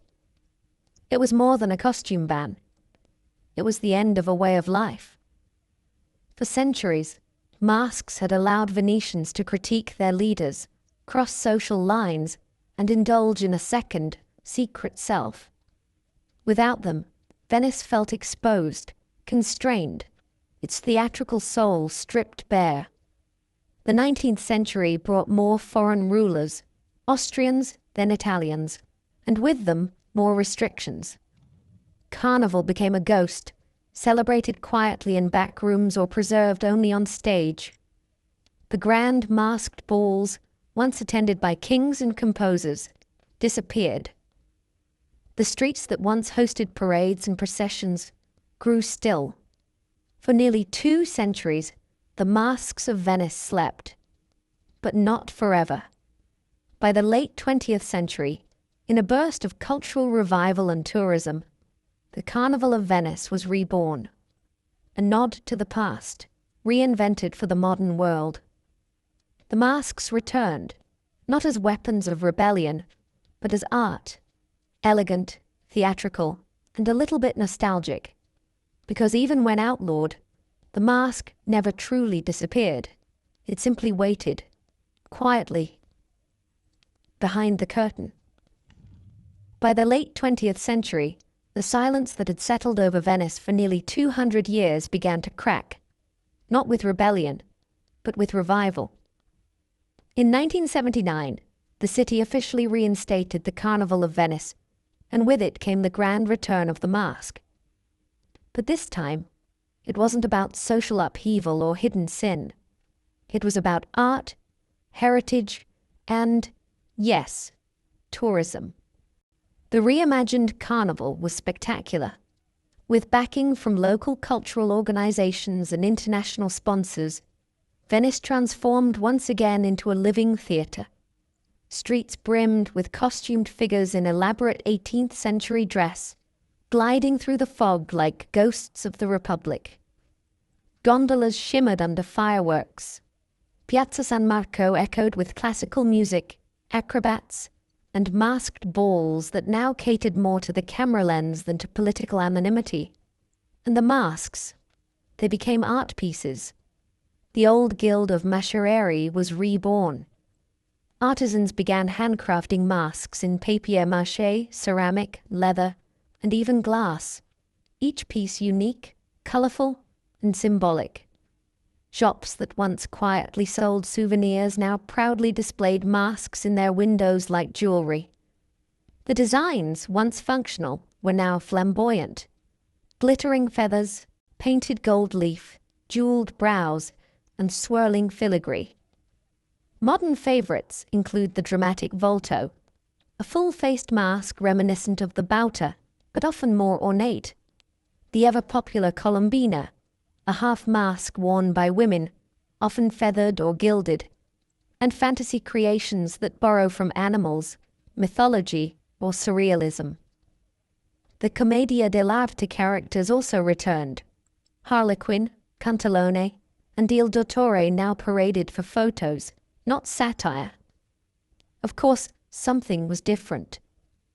The carnival of the 1980s and beyond was not the dangerous, unpredictable masquerade of the old republic. The new carnival was safe, curated, and monetized. It was a festival of memory, a reenactment rather than a ritual. Foreign visitors far outnumbered Venetians. Costumes were rented, events ticketed, and the once secretive masks now posted proudly on Instagram. Still, the magic persisted.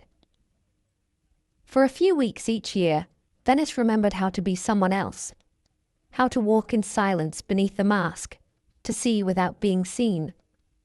Even in the age of smartphones and street vendors, that old Venetian spell, mystery wrapped in elegance, still worked.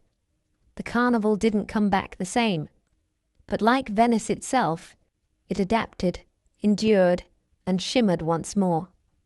Why did the people of Venice for centuries choose to hide behind masks? What made a culture so devoted to appearances also fall so deeply in love with anonymity? At its core, the Venetian mask is about something profoundly human: the desire to escape one's assigned identity. In a world ruled by birth, class, gender, and obligation, the mask was liberation. Behind it, a merchant could become a rogue, a nun could flirt, a noble could confess weakness, a man could become a woman could become myth. The mask didn't erase your face, it gave you a new one. In this way, masks weren't just fabric and plaster. They were psychological devices, letting people explore hidden selves, express forbidden desires, and challenge oppressive norms. They blurred the line between actor and audience, between performance and personhood. And in Venice, a city built on water, illusion, and shifting reflections, that kind of transformation made perfect sense. Even today, the magic of the mask lingers.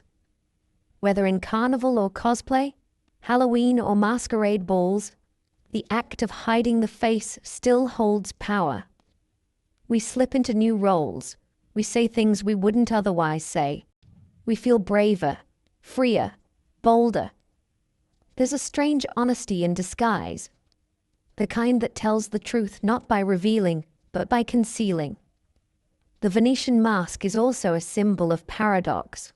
It represents both democracy and hierarchy, anonymity and attention, rebellion and tradition. It is both seductive and unsettling. It liberates, but it can also be used to deceive. In Venice, it allowed the oppressed to mock the powerful, and the powerful to commit sins without consequence. It was both shield and sword. As the world today becomes ever more watched, tracked, and exposed, the mask reminds us of something we're losing: the right to privacy, the right to mystery, the right to reinvent ourselves without explanation. In Venice, they wore masks not to hide who they were, but to explore who they could be. So next time you see a Venetian mask, glimmering with gold, feathers fluttering in the wind, remember, it's not just a souvenir. It's a key to a city of shadows, to a festival of freedom, to the ever-changing face of human desire. The Kyoto of the early 1860s was no longer a city of serene temples and poetic calm.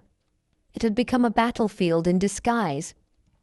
Beneath the surface of its wooden eaves and sacred shrines, political violence simmered.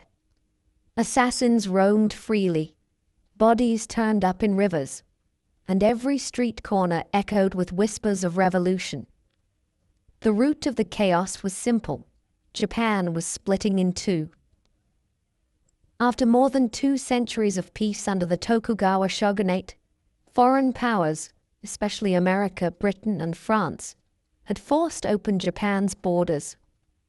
Gunboats had shattered the illusion of isolation.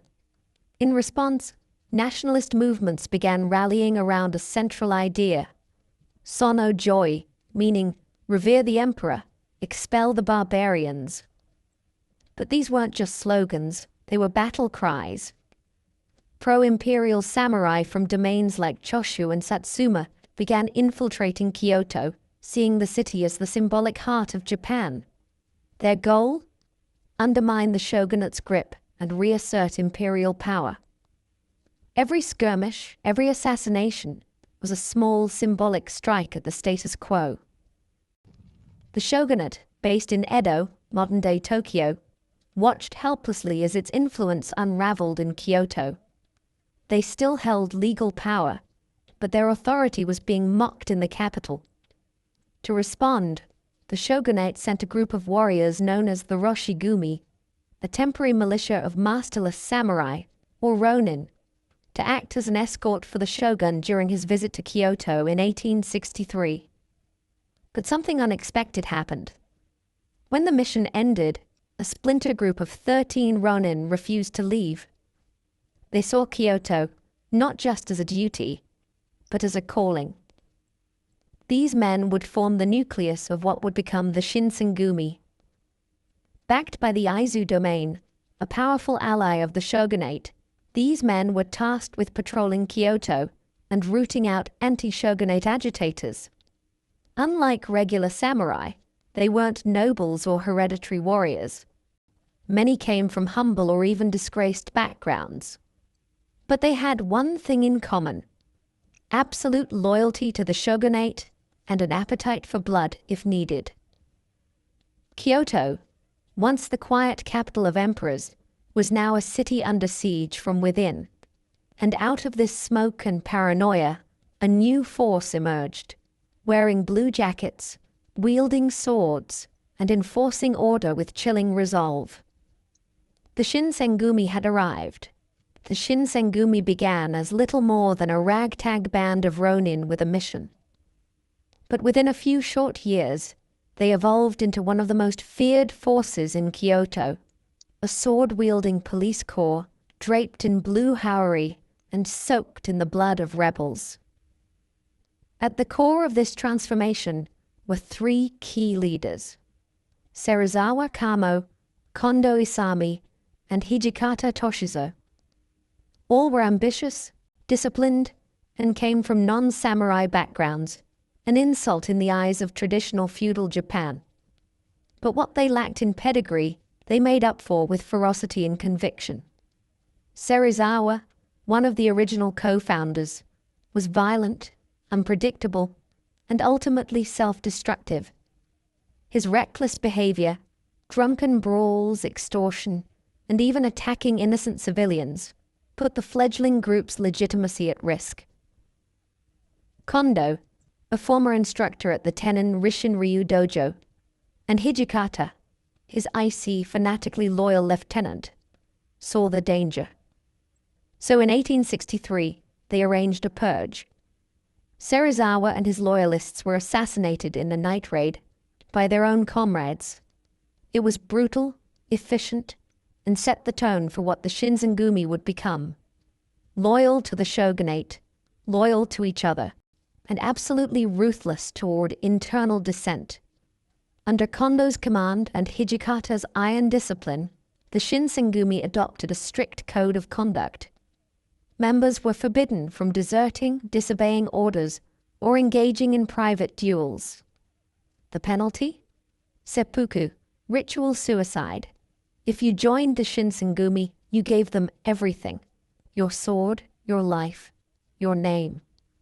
Their distinctive uniform, a light blue Haori jacket often marked with white stripes, made them instantly recognizable. It was both a badge of honor and a psychological weapon. When Kyoto citizens saw those jackets in the mist, they knew violence was close. But this wasn't just about brute strength. The Shinsengumi saw themselves as samurai idealists, the last vanguard of a fading era. In a time when many warriors were abandoning the sword for politics or firearms, they clung to Bushido, loyalty, discipline, and martial excellence. They didn't want to modernize, they wanted to purify, and so the streets of Kyoto trembled. Assassins were hunted, conspirators were interrogated or executed. The Shinsengumi weren't just enforcing order, they were reshaping it, one sword stroke at a time. If there was a moment that catapulted the Shinsengumi from obscure street enforcers to legendary defenders of the shogunate, it was the Ikadaya incident of 1864.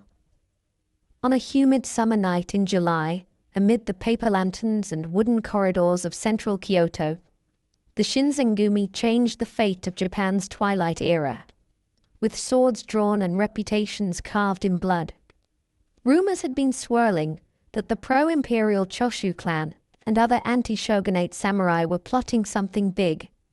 An arson attack meant to destroy Kyoto and kidnap or assassinate high-ranking officials. The goal? Create chaos, destabilize the shogunate, and rally the country to the emperor's side. The Shinsengumi, operating as both spies and swordsmen, caught wind of the plot and traced it to the Ikadaya Inn, a discreet lodging house near Sanjo Street. Acting on a tip, Kondo Isami led a small squad of just 10 men. Hijikata Toshizo followed shortly with reinforcements. What they walked into was a room full of armed revolutionaries, far outnumbering the Shinsengumi. What followed was less a fight and more a slaughter. In a tight space lit only by oil lamps and the occasional flash of steel, the Shinsengumi launched a ferocious surprise attack. The inn exploded into chaos. Walls splintered, screams pierced the night, and tatami mats ran red. After 2 hours, at least 7 rebels lay dead. Many more were wounded or captured, and the plot to burn Kyoto was thoroughly dismantled. The cost? 1 Shinsengumi member killed, a few injured. But the gain? National fame. The Tokugawa shogunate praised the Shinsengumi for saving Kyoto. Citizens began to see them as necessary guardians. Even their harshest critics admitted one thing: the wolves in blue were terrifyingly effective. But the Ikadaya incident also revealed something deeper, that the Shinsengumi were not just defenders of law, but assassins with legal protection. Their power grew, their fear factor intensified, and their enemies multiplied. To the pro-imperial samurai, the Shinsengumi were no longer mere obstacles. They were monsters, tools of an outdated regime, slaughtering their own countrymen for a crumbling shogunate. But for Kondo and Hijikata, that night was proof of purpose. They had drawn their swords for order, and they wouldn't sheathe them again until either the shogunate stood firm, or they fell with it. The Shinsengumi's rise after the Ikadaya incident wasn't just due to brute force. It was the result of a well-oiled culture of discipline, martial precision, and ruthless psychological warfare. Kyoto had no shortage of armed men, but the Shinsengumi made themselves terrifyingly distinct. Their training regimen was legendary. Recruits drilled daily in the Tenon Rishin-ryu, the sword school of Commander Kondo Isami.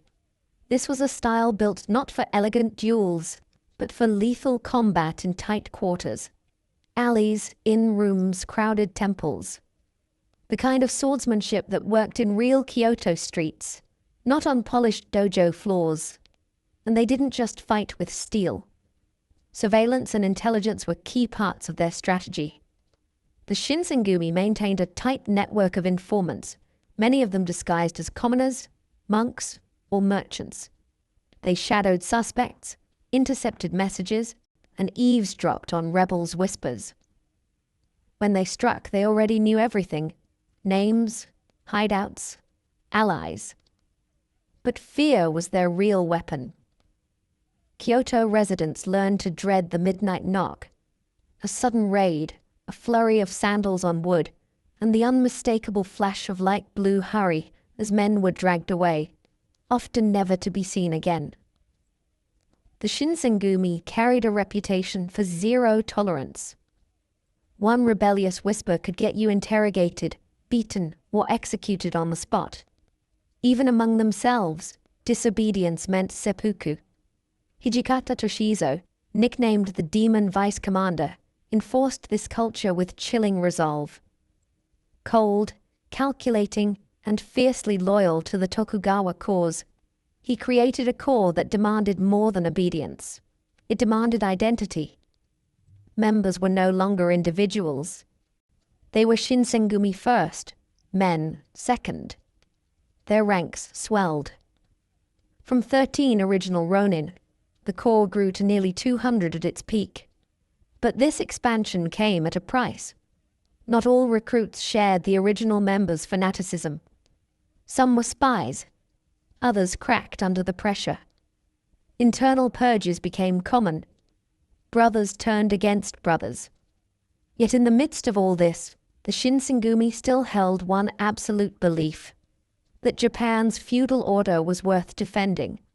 They weren't fighting for a paycheck. They were fighting for an ideal, the samurai world, where loyalty trumped politics and the sword defined truth. But ideals, no matter how sharp, can break. And the world around them was beginning to change, faster than any katana could strike. As the 1860s marched on, the ground beneath the Shinsengumi began to shift. The Tokugawa shogunate, the very institution they had sworn their lives to protect, was losing its grip on Japan. Foreign pressure, internal dissent, and economic turmoil had cracked its foundations.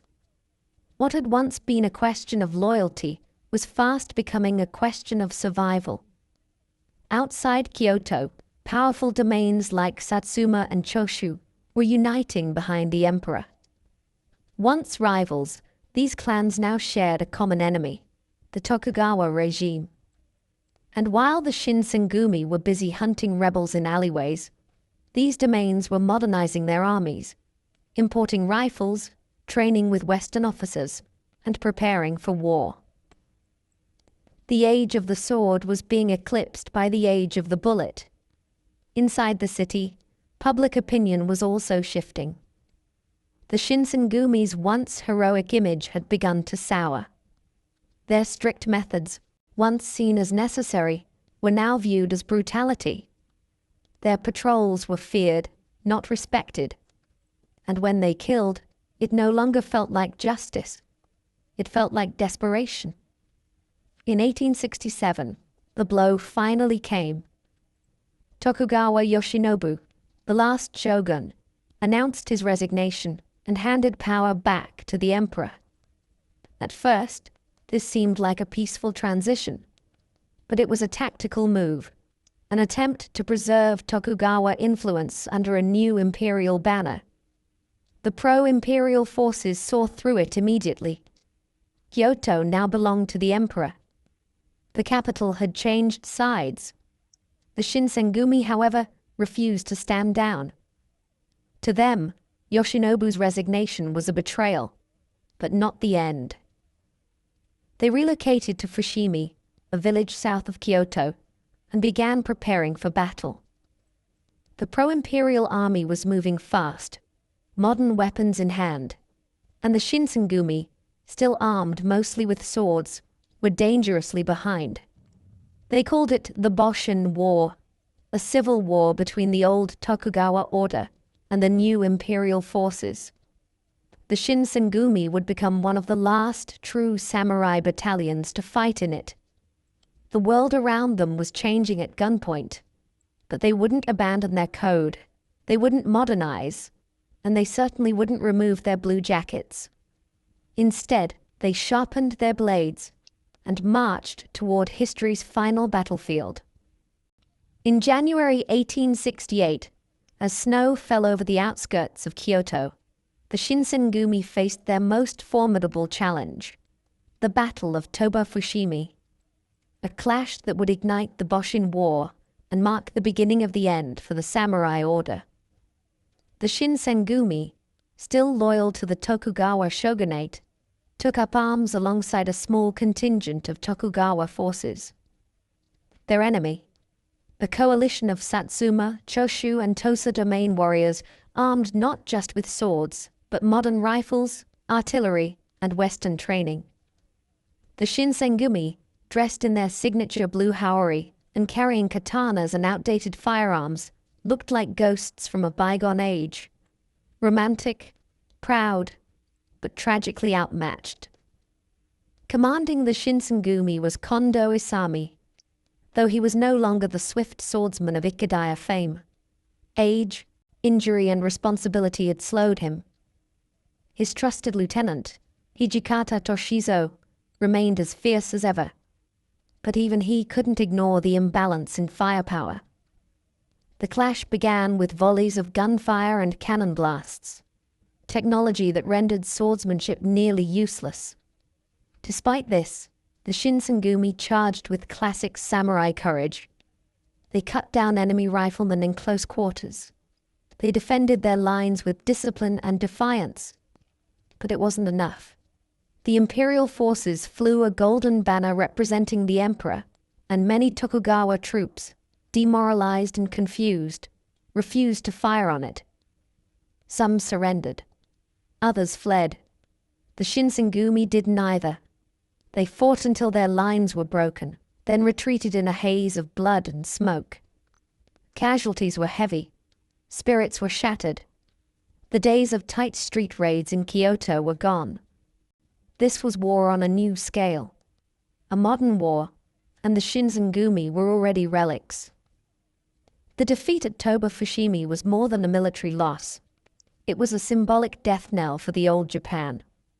The imperial court officially declared the Tokugawa as enemies of the throne. Suddenly, the samurai protectors of Kyoto had become outlaws. But even as their world collapsed, the Shinsengumi refused to disband. They fled south, regrouped, and made one final vow. They would continue fighting, not for victory, but for honor. If they couldn't win the war, they would at least die as warriors. The last wolves of the shogunate were not ready to vanish, not yet. After the crushing defeat at Toba-Fushimi, the Shinsengumi were no longer defenders of Kyoto. They were fugitives. Their beloved city, once patrolled with sword in hand and lore on their lips, now belonged to the emperor. The blue jackets that once commanded fear now marked them for death. But retreat did not mean surrender. Led by the unyielding Hijikata Toshizo, the remaining Shinsengumi regrouped and joined the Tokugawa remnants fleeing north. Kondo Isami, wounded and demoralized, still clung to leadership, though the toll of war had worn him thin. Together, they reorganized under the Koyo Chinbutai, a rebranded unit meant to bring calm to the east. Though in truth, they were chasing a ghost of power that no longer existed. They moved from province to province, chased by imperial forces and haunted by the knowledge that their world was ending. As more Tokugawa loyalists surrendered or defected, the Shinsengumi hardened. They would not trade their swords for pardons. They would not kneel. In April 1868, while attempting to join with allies in Edo, Kondo was captured by imperial forces. Despite using an alias, his identity was uncovered. The punishment was swift: execution by beheading. His head was displayed publicly in Kyoto, a grim warning to any who still clung to the old ways. His death was a devastating blow. Kondo had been the Shinsengumi's father figure, the face of loyalty. But Hijikata did not weep. He sharpened his blade and kept moving north. As the imperial army pushed further, Hijikata and his dwindling band joined the last Tokugawa resistance. The Republic of Ezo, a short-lived breakaway government established in Hokkaido by loyalist remnants. There, the Shinsengumi hoped to make a final stand. It was a bleak, wind-swept place at the edge of the world, but it was still Japan, and they would defend it as long as breath remained. Their numbers were small, their supplies were thin, but Hijikata's will was iron. Even in defeat, he believed their sacrifice would be remembered, not as rebellion, but as fidelity to a dying code. They were no longer a police force, no longer protectors of Kyoto. Now, they were ghosts, wandering northward through snow and sorrow, chasing an honor that had already begun to vanish with the cherry blossoms. By 1869, the Shinsengumi had followed the crumbling Tokugawa dream as far north as they could go, Hokkaido, then still called Ezo. This frozen frontier, wild and underdeveloped, became the final refuge for the shogunate's last loyalists. There, a desperate attempt was made to preserve their vision of Japan in the form of the Republic of Ezo, the first and only republic in Japanese history, led by the ex-naval officer Enomoto Takeyaki. Hijikata Toshizo, now the de facto leader of the Shinsengumi, served as vice-commander of the defense forces. He was no longer the shadowy enforcer of Kyoto's alleys. He was a general, organizing troops, strategizing defense lines, and preparing for what he surely knew was a doomed last stand. By now, the Shinsengumi were but a fragment of their former selves, fewer than 100 men, exhausted and scarred. Yet Hijikata's presence kept them alive. He rode in uniform, sword at his side, leading from the front. It wasn't victory he sought anymore. It was a death worthy of remembrance. The imperial army, modernized and well-equipped, launched a full assault on Hokkaido. They captured stronghold after stronghold, pushing the last samurai forces toward Hakodate, the final bastion. There, amid cannon fire and the cold northern sea, Hijikata made his stand. On June 20th, 1869, during a skirmish near the fort of Ippongi, Hijikata was struck by enemy fire, a bullet to the lower back. He was 34 years old. The demon vice-commander, who had survived purges, civil war and revolution, died not in a blaze of sword-to-sword glory, but by gunshot, a fitting end for a man out of time. His body was never recovered. Some say it was buried secretly by loyal comrades. Others believe he was cremated to avoid desecration. But his final letter, written shortly before the battle, contained no bitterness, only pride, and a single request: that his legacy be remembered. With Hijikata's death, the Shinsengumi effectively ceased to exist. The Republic of Ezo surrendered days later, marking the complete collapse of the Tokugawa loyalist resistance. The Meiji government had won. The samurai age was over.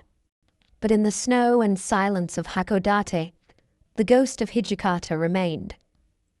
He had lost the war, but kept his code, and in doing so, he became immortal. Though the Shinsengumi were ultimately defeated and disbanded, their legacy lived on far beyond the battlefield.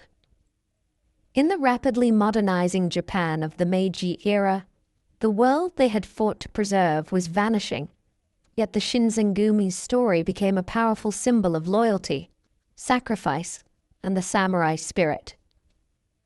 During the Meiji Restoration, Japan abandoned feudalism, embraced Western technology, and rewrote its social order. The samurai class was abolished, swords were banned, and a new national army arose. To many, the Shinsengumi represented a bygone age, fierce, inflexible, and tragically outmatched by progress. But their story resonated deeply, especially in literature, theatre, and later film. Writers portrayed them as tragic heroes, men who knew the world was changing, but chose to fight anyway, loyal to a fading ideal. Their strict code of conduct, willingness to sacrifice everything, and intense brotherhood captured imaginations.